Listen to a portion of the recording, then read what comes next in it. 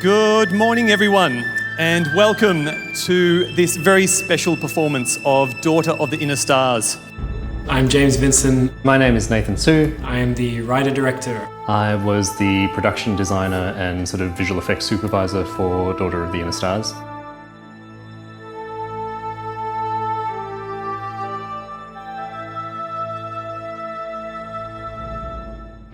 Daughter of the Inner Stars is an animated film that accompanies a live symphonic concert.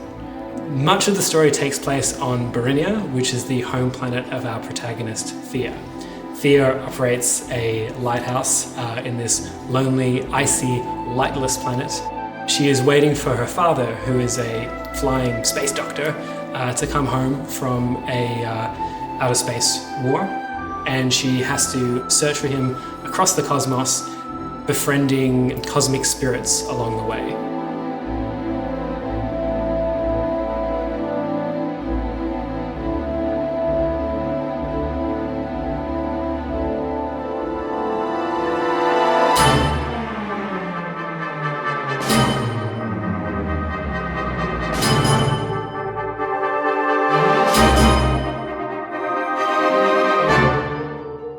I first learned about Daughter of the Inner Stars through James Vinson. He just called me one day and said, we're working on this new sort of fantastical piece, and he pitched it to me as this opportunity to build a world from scratch. Daughter of the Inner Stars felt super ambitious because we're such a small team and it was such a long piece of work.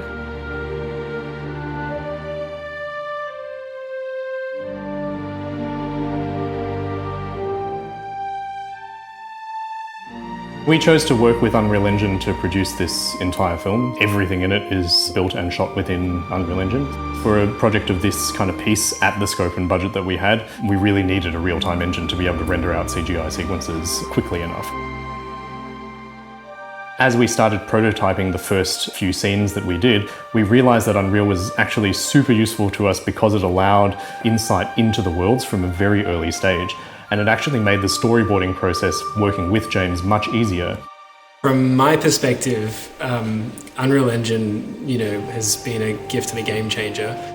I was pretty amazed by, I guess, how intuitive we could work with Unreal Engine to very quickly throw up shots that were very close to my storyboards. James was very excited by the opportunities that Unreal offered in terms of the ability to navigate from the very small to the very large, to cross vast amounts of space, and to tell in sort of these singular long take shots the story of a character's relationship to their culture, to their world. In the live action world, you're always kind of, held back a bit because, cameras have physical weight, but it was quite lovely not having that stuff. Every character in Daughter of the Inner Stars is introduced via an environment, and they're really introduced via their homes. Nick Buc, who is the composer, and his partner Mel, who was the producer for the whole show, they both have Ukrainian roots, and so it was very important to them that the Ukrainian folklore was a big part of the inspiration in the storytelling.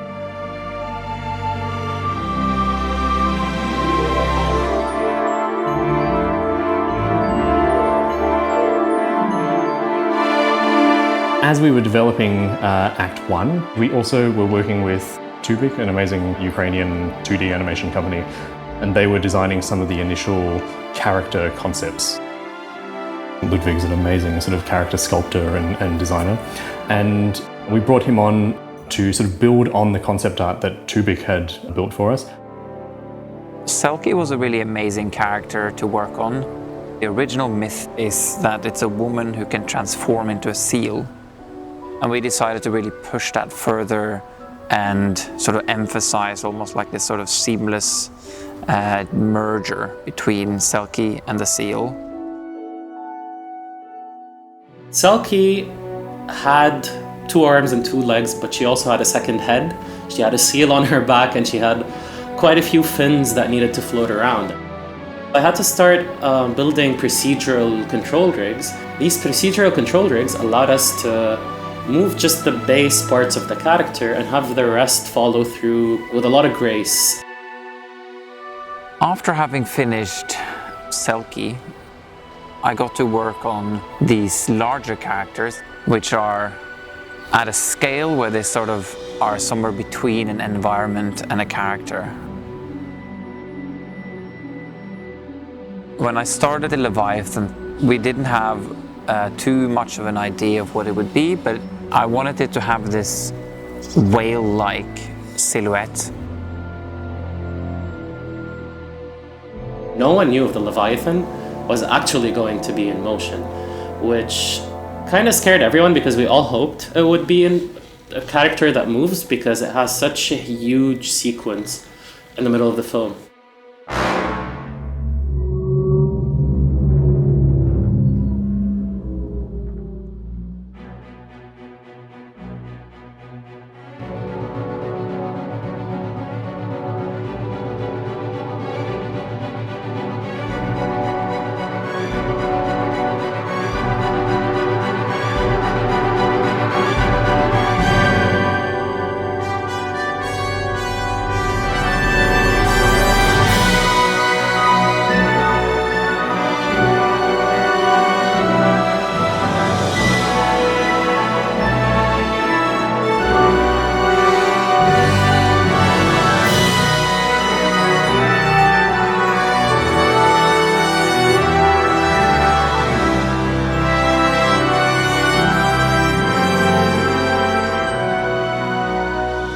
I had to really apply everything I learned from Selkie and put it on steroids in order to create the Leviathan, which at the end of the process really became this one creature that you move with a single controller and Unreal Engine, and everything else just animates itself.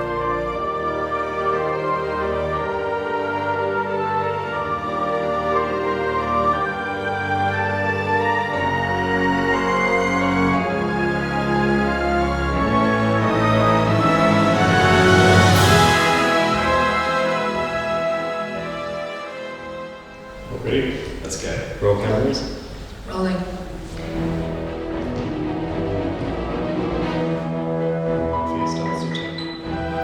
Funnily enough, the motion capture experience felt very familiar to a theatre rehearsal, which was like such a treat, really, because we weren't using motion capture suits. We were using Wonder Dynamics to read the data, so we weren't restricted to a soundstage. We were working in a studio space in Hackney Wick. It was very, bare bones.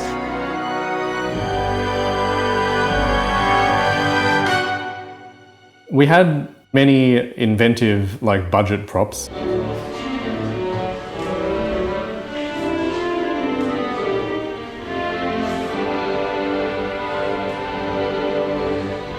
We really had to problem solve and scratch our heads quite a lot here. We have some human characters that need to be motion captured and then apply to non-human characters that do fantastical things like float in the air. We have some motion capture takes where we needed to capture the bottom half of the body alone and the upper half of the body alone, and then somehow Frankenstein them together. I was not concerned, but I had questions as to whether there would be enough visual aids, for our actors to reach certain emotional places.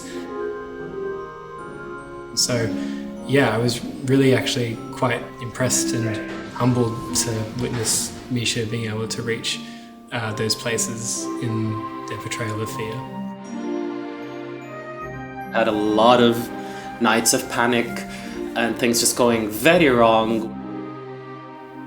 Oh my god, I got this scar because I was so tired from working on Dotus that I fell off my bike. There were problems, challenges that we had to overcome, but I feel like it went pretty well. The animations worked, and I think everyone on the team felt like the film that's actually going to happen. I think the thing that I'm most proud of is the team of people and the trust between that team of people that we were able to build through this process.